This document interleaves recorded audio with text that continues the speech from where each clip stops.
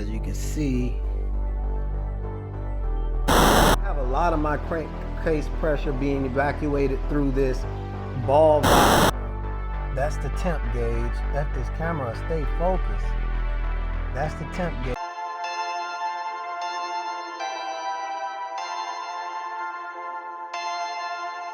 Perfect.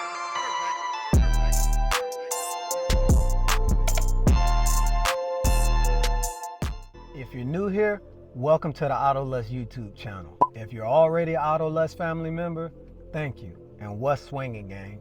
We back in the lovely Sasha because I've been tinkering more and I've actually finished the monster intakes. If you remember on the last video, I told you I would have to get some things TIG welded up, and I don't think I would have liked the way they turned out because it would have went from carbon fiber to billet aluminum or whatever type of aluminum back to silicone, then into the turbo. That's too much going on.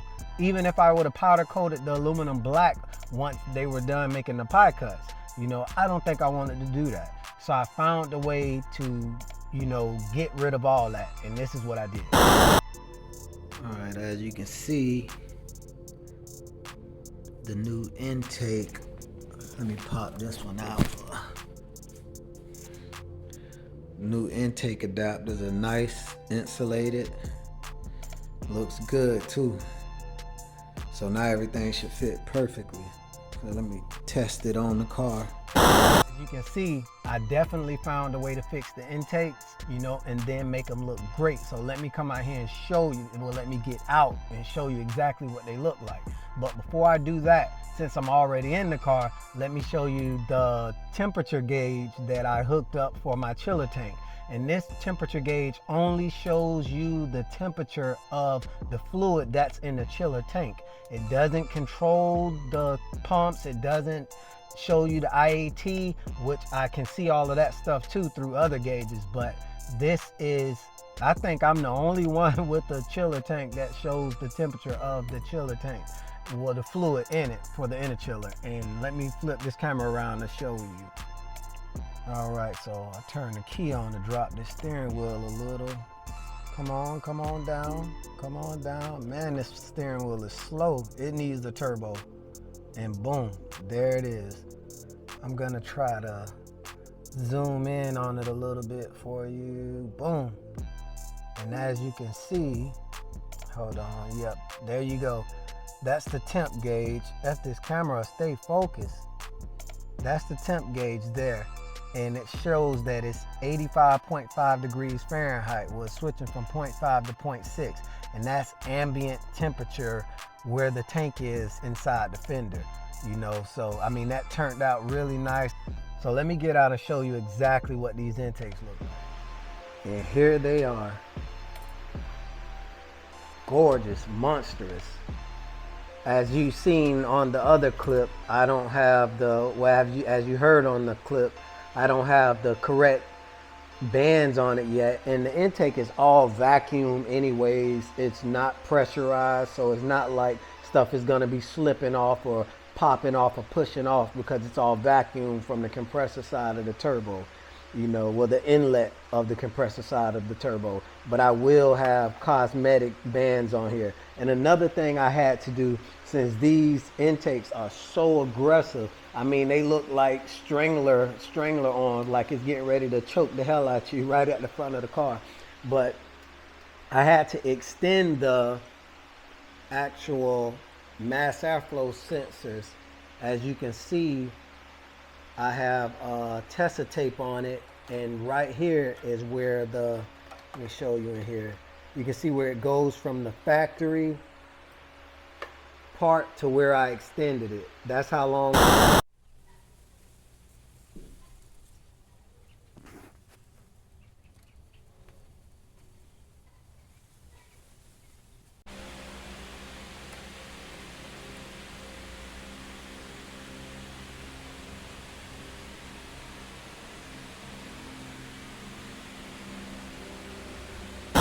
Not putting too much tension on it, but I did buy a 1/4 inch wire loom, so I'm gonna slip that over to make it look factory. once it comes in. Let me plug this back up. Okay, and also I'm redoing, or version 3, my crankcase ventilation. As you can see, everything is off. They're just open here. So if you don't know what this looks like inside, it's a little flapper right in there. Let me turn this other light on so you guys can see exactly what I'm showing you. So it's a little flapper right in there. And I don't know if you can hear it. It flaps around and it releases the pressure from inside. And some models come with a little meter hole there where it just bleeds pressure through, but this one doesn't. You know, it's just either open or closed. You know, which I have a lot of my crankcase pressure being evacuated through this ball valve, ceramic ball valve breather cap. You know, so these aren't really necessary, but it's a lot of benefits that come with getting rid of crankcase pressure in the engine. You know, I mean, the list is long as train smoke. All right, gang. So, you know, it's just a little, it's always a lot of little small stuff you got to do when doing a build this big, you know, and I want to keep you guys updated on what's going on. Like, the engine is getting ready to come out. You know, for you guys who don't know, it's a forged engine in here now. I just don't want to use it. I want something stronger and a lot more powerful. So I'm taking this one out. You know, and yes, it's expensive, and no, I can't afford it, but I have no choice. So I got to take it out anyways. But, well, I do got a choice, but you know what I mean. But yes, a lot of little things. And if I was just keeping you guys updated with all the big stuff that will happen, that's going on, I would only release a video once a month.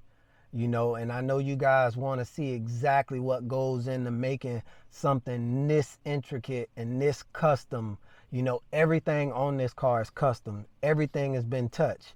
You know, even things in the interior. It'll probably cost more than what it costs to build this car to make it back stock if you want it to go backwards. This car is so far gone, it'll never be stock. I mean, only if you knew. Watch the old videos, man. Watch the X6M playlist. If you looking at this car being like, damn, he has a lot going on, you know, look at the playlist so you can see exactly what's going on, man. There's so much stuff on there. And there's also a lot of stuff I didn't show, you know, but I will be showing that stuff once I get the world record, you know, because I don't care who does this build once I get the world record, because after I'm done with this stage 3 build, I'm doing a stage 4 build, which is full frame turbos, custom, I mean, out the hood. I mean, turbos all the way out the hood. And that's when I'm going to beast mode. I mean, she's gonna be in beast mode this round, you know. We're shooting for 1200 plus horsepower, you know. So the next round, you know, we got a lot of crazy stuff coming, a lot of stuff that I really can't tell you about. You know, as much as I would love to blab it all out, I mean, it'd be stupid and naive of me to do so. So I can't do it, and you're gonna have to deal with it till it's time. So I appreciate you guys. You know, like, share, subscribe, and I don't lust out.